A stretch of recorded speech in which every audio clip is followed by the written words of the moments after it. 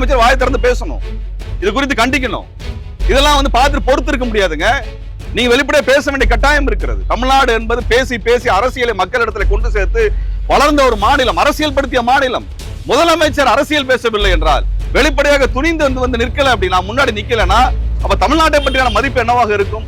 தமிழ் மொழிக்கு இழுக்கு என்றால் முதலமைச்சர் முதலில் பேச வேண்டும், அந்த கட்சி போராட்ட காலத்தில் இறங்க வேண்டும் என்று அந்த கட்சியினுடைய நண்பர்களுக்கு நான் வேண்டுகோள் வைக்கின்றேன். உயர் ஜாதி சார்ந்தவங்க சனாதனம் வேணும் பேசிட்டு இருக்கான்.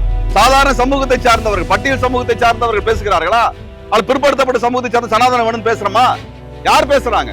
இவங்களுக்கு கூலி வேலை பார்க்கறதுக்கு சம்பளம் இல்லாம வேலை பார்க்கறது தான் எங்களுடைய வேலையா? அதுதான் ஜாதியை பிரிச்சு வச்சு ஜாதியா பிரித்து வைத்திருப்பதான் சனாதனம் என்று சொல்கிறார்கள். வர்ணமாக பிரித்து வைத்திருப்பதான் சனாதனம் என்று சொல்றாங்க. இல்லன்னு சொல்லிடுவாங்களா? வர்ணாசிரமம் வேண்டாம் என்று சொல்லிடுவாங்களா? சனாதனத்துல நாங்க வர்ணாசிரமத்தை சேர்த்தோம் சொல்லிடுவாங்களா? வர்ணம்னா என்ன? வர்ணங்கிறது என்ன? ஒவ்வொருத்தனுக்கும் ஒவ்வொரு பிறப்பு இருக்குது, பிறப்பினுடைய அடிப்படையில் அவர்கள் பிரிக்கப்பட்டிருக்கிறார்கள் என்று நாங்கள் மட்டும் சொல்லல, பிஜேபி காரங்க சொல்லியிருக்கிறாங்க. போன ஜென்மத்தில் என்ன செஞ்சீங்களோ அதனுடைய விளைவாக இந்த ஜென்மத்தில் இந்த ஜாதியில பிறந்திருக்கிறீங்க. இந்த ஜாதியில பிறந்ததுனாலதான் இந்த வேலையை நீங்க செய்யணும். இந்த வேலையை பார்ப்பனர்களுக்கு, உயர் ஜாதிக்காரங்களுக்கு சேவையா செஞ்சு காசு வாங்காம கூலி வேலை செய்து நீங்கள் மோட்சத்தை அடையுங்கன்னு சொல்லுவதாங்க சனாதனம். திருக்குறளை, திருவள்ளுவரை இழிவு செய்யக்கூடியவர்கள் தமிழ்நாடு ஒருபொழுது அனுமதிக்காது. தமிழ்நாட்டில் இது போல பல போராட்டங்கள் நடந்து வந்திருக்கின்றன. தொடர்ச்சியாக போராட்டம் நடக்கும். ஒரு வகையில் ஆளுநருக்கு நம்ம நன்றி சொல்லணும். என்னால் எங்களை எல்லாம் மறுபடியும் போராட்ட களத்திற்கு வா என்று அழைக்கக்கூடிய ஒரு போர்க்குரலை ஆளுநர் எழுப்பியிருக்காரு. அதெல்லாம் தயாரா தான் இருக்கிறோம். எதை பத்தி நான் கவலைப்பட்டது இல்லை. தமிழ்நாடு கிடந்தாலும் உங்களை மாதிரி 1000 பேரை பார்த்தாச்சு. நீ எல்லாம் யாரு? நீ எல்லாம் ஒரு ஆளா அப்படின்னு சொல்லி தமிழ்நாடு சொல்லும். இது மாதிரி எத்தனை பேரை பார்த்திருக்கிறது? எத்தனை தமிழனை எதிரிகளை விரட்டி அடித்திருக்கிறது தமிழ்நாடு. தமிழர்கள் சுயமரியாதை அற்றவர்கள் அல்ல. ஆகவே தமிழ்நாட்டில் இது போன்ற விஷமத்தனமான சில்லுண்டி வேலைகள் எல்லாம் செய்யறதை பிஜேபி நிறுத்திக்கணும். இதற்கு மேலும் மோளை செஞ்சுட்டு தான் தமிழ்நாடு தழுவிய பெரிய ஜனநாயக போராட்டங்கள் எல்லாம் எடுக்கும்.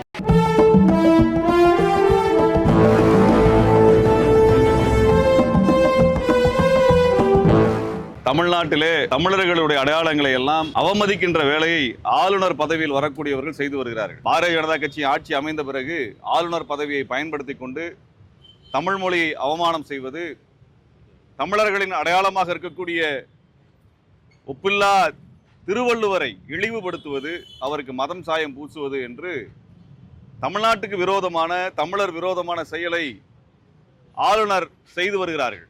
கடந்த ஆளுநரும் இதே போல செய்தாரு. அதற்கு முன்னாடி இந்த ஆளுநரும் இதே போல தமிழர் விரோத வேலையை செய்தாரு. இப்பொழுது வந்திருக்கக்கூடிய ஆளுநரும் தமிழர் விரோத செயலை தொடர்ச்சியாக செய்து வருகிறார். இப்ப பிஜேபி அரசு தமிழருக்கு எதிராக இருக்கக்கூடியவனை மட்டும்தான் இங்க ஆளுநரை அனுப்புவேன்னு சொல்லி அனுப்பிட்டு இருக்காங்களா அப்படிங்கிறதான் எங்களுடைய கேள்வி. தமிழ்நாட்டை அவமானப்படுத்த வேண்டும், தமிழர்களை அவமானப்படுத்த வேண்டும், திருவள்ளுவரை அவமானப்படுத்த வேண்டும் என்பதற்காக தான் இங்கே ஆளுநர் என்கிற பதவியை பயன்படுத்தி கொண்டிருக்கிறார்கள். இந்த ஆளுநர் பதவியால் எந்த பயனும் தமிழ்நாட்டிற்கு இல்லை.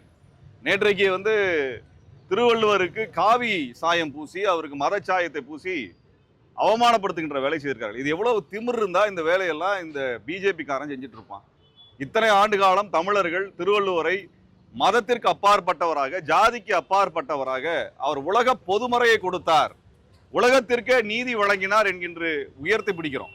அவரை கொண்டு போய் மதச்சாயத்துக்குள்ளே பூசுகின்ற வேலையை செய்கிறார்கள். வள்ளுவர் காலத்தில் தமிழ்நாட்டில் சனாதனத்திற்கு எதிரான குரலாக வள்ளுவர் குரல் எழுந்தது. வள்ளுவர் சனாதனத்துக்கு எதிராக பேசினார். பிறப்புக்கும் எல்லா உயிர்க்கும் என்று சனாதனத்துக்கு எதிராக பேசினார். சனாதனம்னா என்ன அர்த்தம்? ஒவ்வொரு ஜாதிக்கும் ஒவ்வொரு கர்மா இருக்குன்னு அர்த்தம், ஒவ்வொரு தர்மம் இருக்குன்னு அர்த்தம். அவன் ஜாதி வேலையை அவன் பண்ணணுங்கிற அர்த்தம். இல்லைன்னு சொல்லிடுவாங்களா? இந்த தொழிலை செய்யறதுக்கு இந்த ஜாதி தான் இருக்குது அப்படின்னு சொல்லுவதுதான் சனாதன தர்மம். யாராவது மறுத்த முடியுமா பிஜேபி காரங்க? சனாதன தர்மம் எழுதி வச்சிருக்கிறது எல்லாரும் படிச்சிருக்கிறோம். ஒவ்வொரு சாதிக்கும் ஒவ்வொரு தர்மமும் ஒவ்வொரு கர்மமும் இருக்கிறது, ஒவ்வொரு கடமையும் இருக்கிறது. அந்த கடமையை செஞ்சுட்டு பலனை எதிர்பார்க்காதன்னு சொல்றதான கீதை உனக்கு. இங்க பார்ப்பனலா இருக்கக்கூடியவங்க, உயர் ஜாதியா இருக்கக்கூடியவங்க மேலேயே உட்கார்ந்து இருப்பாங்க, அதிகாரத்துல இருப்பாங்க, கல்வியில இருப்பாங்க, வேலையில இருப்பாங்க, பணத்தை சம்பாதிப்பான். அவனுக்கு வேலை செய்வதற்கு தான் சூத்திர ஜாதிகளாக இருக்கக்கூடிய தமிழ்நாட்டில் இருக்கக்கூடிய பல்வேறு சாதியை சார்ந்தவர்கள், முக்கோளத்தோராக இருந்தாலும் சரி, நாடாராக இருந்தாலும் சரி, கவுண்டராக இருந்தாலும் சரி, வன்னியராக இருந்தாலும் சரி, பறையராக இருந்தாலும் சரி, கோணராக இருந்தாலும் சரி, பலர், இப்படி எல்லா சாதியும் பார்ப்பனர்களுக்கு சேவை செய்ய வேண்டும் என்றுதான் மனுஸ்மிருதியில் எழுதி வைத்திருப்பதான் சனாதனம். இல்லைன்னு சொல்ல முடியுமா? திரும்ப திரும்ப சனாதனம் சனாதனம் சனாதன பேசக்கூடிய ஆள் யார்? உயர் ஜாதி சார்ந்தவங்க சனாதனம் வேணும் பேசிட்டு இருக்கான். சாதாரண சமூகத்தை சார்ந்தவர்கள், பட்டியல் சமூகத்தை சார்ந்தவர்கள் பேசுகிறார்களா? அது பிற்படுத்தப்பட்ட சமூகத்தை சார்ந்த சனாதனம் வேணும் பேசுறோமா? யார் பேசுறாங்க? இவங்களுக்கு கூலி வேலை பார்க்கறதுக்கு சம்பளம் இல்லாம வேலை பார்க்கறது தான் எங்களுடைய வேலையா? அதுதான் ஜாதியை பிரிச்சு வச்சு ஜாதியா பிரித்து வைத்திருப்பதான் சனாதனம் என்று சொல்கிறார்கள். வர்ணமாக பிரித்து வைத்திருப்பதான் சனாதனம் என்று சொல்றாங்க. இல்லைன்னு சொல்லிடுவாங்களா? வர்ணாசிரமம் வேண்டாம் என்று சொல்லிடுவாங்களா? சனாதனத்தில் நாங்கள் வர்ணாசிரமத்தை சேர்த்தோம்னு சொல்லிடுவாங்களா? வர்ணம்னா என்ன? வர்ணங்கிறது என்ன? ஒவ்வொருத்தனுக்கும் ஒவ்வொரு பிறப்பு இருக்குது, பிறப்பினுடைய அடிப்படையில் அவர்கள் பிரிக்கப்பட்டிருக்கிறார்கள் என்று நாங்கள் மட்டும் சொல்லல, பிஜேபி காரங்களே சொல்லியிருக்கிறாங்க. போன ஜென்மத்தில் என்ன செஞ்சீங்களோ அதனுடைய விளைவாக இந்த ஜென்மத்தில் இந்த ஜாதியில பிறந்திருக்கிறீங்க, இந்த ஜாதியில பிறந்ததுனால தான் இந்த வேலையை நீங்க செய்யணும், இந்த வேலையை பார்ப்பனர்களுக்கு உயர் ஜாதிக்காரங்களுக்கு சேவையா செஞ்சு காசு வாங்காம கூலி வேலை செய்து நீங்கள் மோட்சத்தை அடையுங்கன்னு சொல்லுவதாங்க சனாதனம். அதான் சனாதனம். இல்லைன்னு சொல்லிட முடியுமா? அப்ப இதை நம்ம மேல திரிப்பதும் சனாதனத்துக்கு எதிராக பேசினவர் தான் திருவள்ளுவர். அவருடைய குரலிலே வர்ணாசிரமம் கிடையாதுங்க, சனாதன்ற வார்த்தையே கிடையாது, இந்து என்ற வார்த்தையே திருக்குறள்ல கிடையாது. இவருடைய சாமி பேர் எந்த சாமி பேருமே அதுல கிடையாது. ராமன் பேர் இருக்குதா, கிருஷ்ணன் பேர் இருக்குதா? எந்த பேருமே கிடையாது. அவர் கடவுளுக்கு அப்பாற்பட்டவராக, மதத்திற்கு அப்பாற்பட்டவராக, நிலத்திற்கு அப்பாற்பட்டவராக, ஏன் அவர் உலகம் முழுவதும் வாழக்கூடிய அனைத்து மக்களுக்குமான ஒரு நீதியை போதித்தவர் தான் திருவள்ளுவர். அவருக்கு போய் இங்க காவி சாயத்தை பூசுவதும் அவருக்கு பட்டயம் போடுறது, இந்த மாதிரி வேலையெல்லாம் வந்து விஷமத்தனமான வேலை, தமிழர்களை அவமானப்படுத்துற வேலை. அதே மாதிரி இந்த வந்தே மாதரம் என்கின்ற பாட்டை ஏதோ கொண்டாடுறாங்க, தேசிய கீதம், தேசிய பாடல்னு சொல்றாங்க. வந்தே மாதரத்தை பயன்படுத்துவதா வேண்டாமா என்று ஒரு கமிட்டி உருவாக்குனாங்க. 1936 ஒரு கமிட்டி உருவாக்குனாங்க.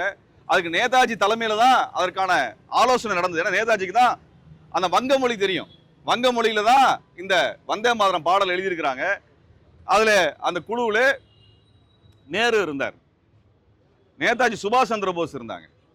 இவங்க எல்லாம் பேசி என்ன முடிவு பண்ணாங்கன்னா, நேதாஜி சொல்றாரு, இந்த பாடல் என்பது கடந்த காலத்தில், அவருக்கும் முன்னாடி காலத்துல அன்றைக்கு இந்துக்களின் பெருமையையும் முஸ்லீம்களை சிறுமைப்படுத்துவதற்காக பாடப்பட்ட பாட்டு, அது ஏதோ வெள்ளக்காரன் தடை செஞ்சுட்டாங்கிறதுக்காக கொண்டாட முடியாது, அதிகபட்சம் வேணா 2 வரியை வேணா பாடிக்கோங்கன்னு தான் சொன்னாரே ஒழிய அதை தேசிய கீதமாக அவர் ஏற்றுக்கொள்ளவில்லை. ரவீந்திரநாத் தாகூரினுடைய பாடலை தான் தேசிய கீதமாக ஏற்றுக்கொண்டார்கள். ஏனால் அது அனைவரையும் அரவணைக்கிறது, அனைவரும் அரவணைக்கிறது. வந்தே மாதரத்தில் தமிழ் மொழிக்கு ஏதாவது பேர் இருக்குதா? தமிழர்களை அவங்க அடையாளப்படுத்துறாங்களா? கிடையாது. அது வெறுமனே வங்கத்தை பாராட்டுறது. மேற்கு வங்கம் தான் இந்தியாவா? நான் கேட்கிறேன். வந்தே மாதரத்துல வங்க நிலத்தினுடைய பெருமையை பேசுகிறாங்க, தஞ்சாவூர் பெருமையையும் காவிரி டெல்டாவின் பெருமையும் பேசுறது தேசத்தினுடைய பாடலா வைக்கிறதுக்கு பிஜேபிக்கு துணிச்சல் இருக்கா? துணிச்சல் இருக்கா? வச்சிருவியா? அப்படி வச்சிருவியா நீ? மேற்கு வங்கத்தையும் கிழக்கு வங்கத்தையும் சேர்த்து அந்த வங்க தேசத்தை பாடுகின்ற பாராட்டுகின்ற பாட்டை எங்களுக்கு தேசத்தின் பாடலாக எங்க தலையில எதுக்கு திணிக்கிற, எங்க தொண்டையில எதுக்கு திணிக்கிற?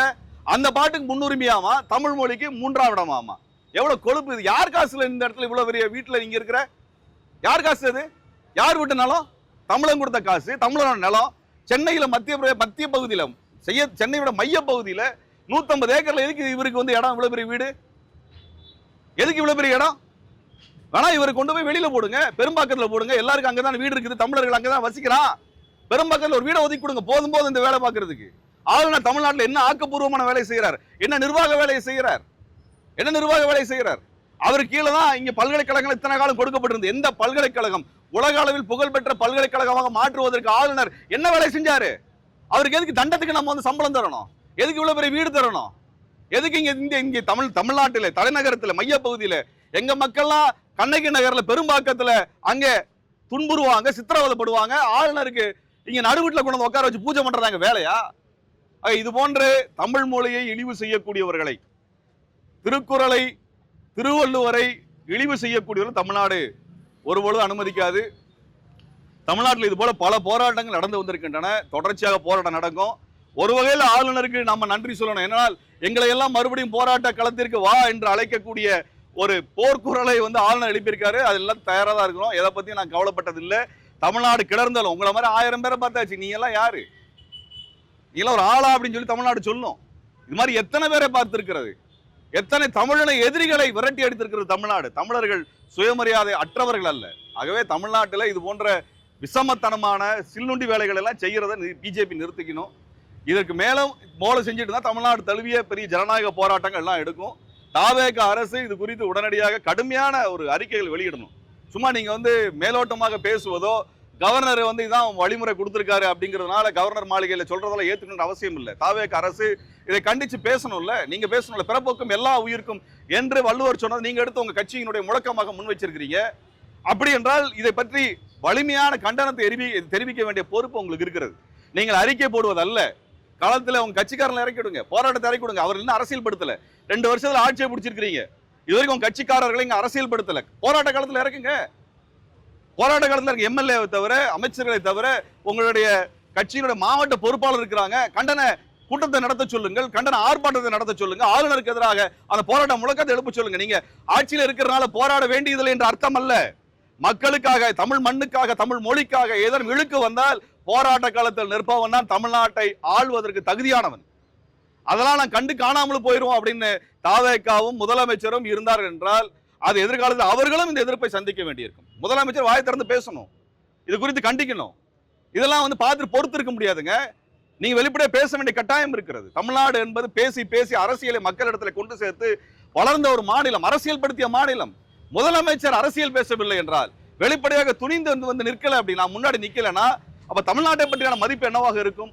தமிழ் மொழிக்கு இழுக்கு என்றால் முதலமைச்சர் முதலில் பேச வேண்டும், அந்த கட்சி போராட்ட காலத்தில் இறங்க வேண்டும் என்று அந்த கட்சியினுடைய நண்பர்களுக்கு நான் வேண்டுகோள் வைக்கின்றேன். நீங்க பெரிய பொறுப்பு எடுத்திருக்கிறீங்கனால் மக்களை அரசியல் படுத்த வேண்டிய பொறுப்பு அதை விட மிகப்பெரிய பொறுப்பு. ஆகவே நீங்களும் களத்தில் இறங்க வேண்டும் என்கின்ற வேண்டுகோளையும் இச்சமயத்தில் முன்வைத்து ஆளுநருக்கு எங்களது வன்மையான கண்டனம். பாரதிய ஜனதா கட்சியினுடைய சங்கித்தனத்தை தேர்தலில் மக்கள் விரட்டி இருக்கிறாங்க. இதுக்கு மேலே சங்கித்தனம் பண்ணிட்டு இருந்தீங்கன்னா உங்களுக்கு கிடைக்கக்கூடிய இந்த ஒரு சீட்டு இல்லாமல் போகும் என்பதையும் இச்சமயத்தில் தெரிவித்து எங்கள் போராட்டம் தொடரும் என்பதையும் இந்த சமயத்தில் தமிழ் மக்களுக்கு தெரிவிக்க கடமைப்பட்டிருக்கிறோம். இலக்கியத்தால் ஒன்றுபட்டு உன்னை போன்ற மக்களே வரலாற்றை படைப்பார்கள்.